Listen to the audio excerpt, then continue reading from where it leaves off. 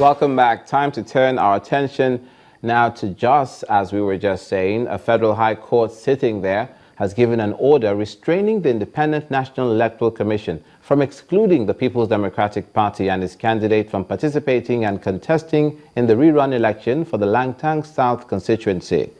Justice Dorcas Egishi, in her ruling on the motion ex parte brought by the party, ordered the state electoral body to include the plaintiff's name and logo on the ballot papers to be used in the rerun election scheduled for Saturday, February the 20th. The order just made by the court is to the effect that the electoral umpire, the Independent National Electoral Commission, should not exclude PDP from the forthcoming rerun election in Langtang South. That order remains so, and they are expected not to do anything to the contrary. The substantive suit fixed for Thursday, 18th of this month, will go on all the same. But the interim, nobody is permitted to take the wind off the sail of the orders already made. INEC in another state as well, those planning to drag the Independent National Electoral Commission in Rivers State to court, over a new date scheduled for the conduct of the state and National Assembly elections should think again. This advice is coming from the state resident electoral commissioner, Mr. Anedi Ikoiwak, during an interactive session with political parties in Port Harcourt. He told them to direct their energy instead towards preparing for the elections. Allows the commission to postpone an election that had been fixed. And in the eyes of the law, it is assumed that that election is held on the day that was fixed. That's section 26 of the electoral law allows INEC to appoint a day for elections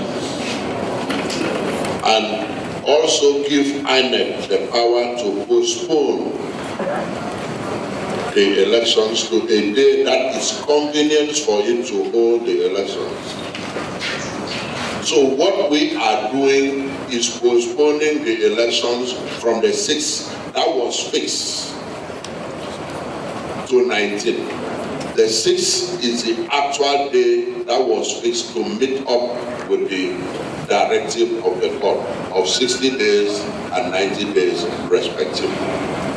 The postponement is as a result of the inability as stated by the law that should a day fixed for the election, the commission has the power to postpone it if the commission has certain things that cannot allow that election to take place effectively.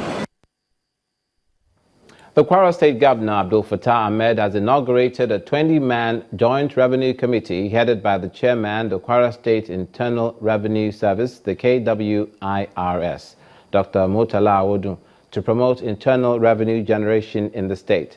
Inaugurating the committee at the Government House in Ilorin, Governor Ahmed noted that the idea is part of the state government's efforts into looking inwards for the enhancement of revenue generation and restructuring in the face of shortfalls in earnings from crude oil sales. We are not mindful of the fact that certain taxes, fees and levies are designated for collection by local government councils. Having recognized these and in keeping with other desire to boost the overall IGR of the state, we are constituting the State Joint Revenue Committee in consonance with the Kwara State Revenue Administrative Law, number 6 of 2015, section 24, and Personal Income Tax Act of 2011 as amended. I therefore urge you to work in line with functions specified in section 92 of the Personal Income Tax Act 2011 as amended, and section 25 of Kwara State Revenue Administrative Law number 6 of 2015.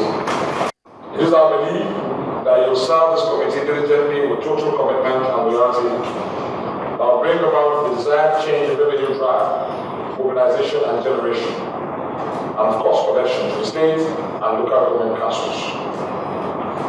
You must also ensure accountability and transparency in your operations in order to retain public confidence in our renewed IGR drive.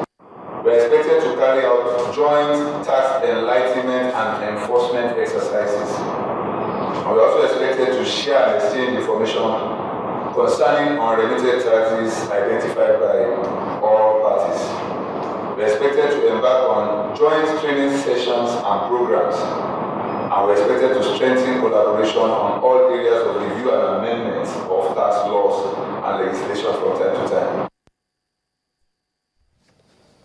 Abdul Fattah Ahmed of Kwara State speaking there before the KWIRS official. Now here's a look at a certain seizure by the Nigeria Customs Service. A Taurus pistol, 980 rounds of ammunition, amongst other military hardware, were seized by the enforcement unit of the Tin Can Island Port Command of the Nigeria Customs Service. The contraband items imported from the United States were concealed amongst other household items in a 40-foot container. The only suspect arrested in connection, however, with the cargo has been in custody of the State Security Service since the discovery of the arms. The area controller, Tin Can Island Port, Yusuf Bashar, handed over the items to the State Security Service in Lagos to aid further investigation. No unauthorized passenger or trader should trade in arms or ammunition. Cross-border trade all over the world. It is not allowed. You have to go through due process, documentations, authorizations, permits, licenses before you move one piece like this across the border of another country. Customs in its modernization has a web portal. And web portal is accessible to everyone in the world. You're all welcome. And we all know the address long time ago, www.nigeriatradehub.gov.ng. On that trade portal, there are listed items that are prohibited, but for trade purpose only. There are those that are absolutely prohibited. And this is absolutely prohibited. It is clearly indicated. It is indicated for everybody to see. And it is accessible free of charge. So whoever conceals items like this has his own motives for doing that. But we are sending the signal to the world again to say, wherever they are concealed, we will fish that out.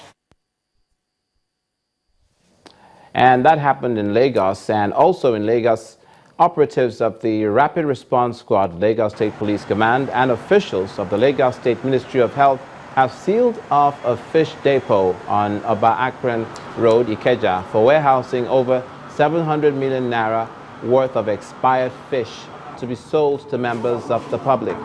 The company, which had been under surveillance by the police for about 2 weeks, was finally busted on Tuesday evening following a tip-off from sources that the company was revalidating some expired products of fish expiry dates. The cold room has been sealed off pending time to allow the Ministry of Health and relevant agencies to carry out further investigation. Got information about the date markings on the product, which was what brought us here, and we have taken the samples.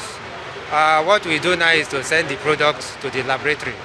It is the laboratory that will give us the condition of the fish, whether it's wholesome or unwholesome. But the preliminary investigation, the fish, we cannot say exactly. It's the laboratory that can actually give us the exact condition of the fish. And when the result comes out, we make it public. And with that story of that very fishy practice, we thank you for watching this edition of News Across Nigeria. I'm Olumide Macaulay.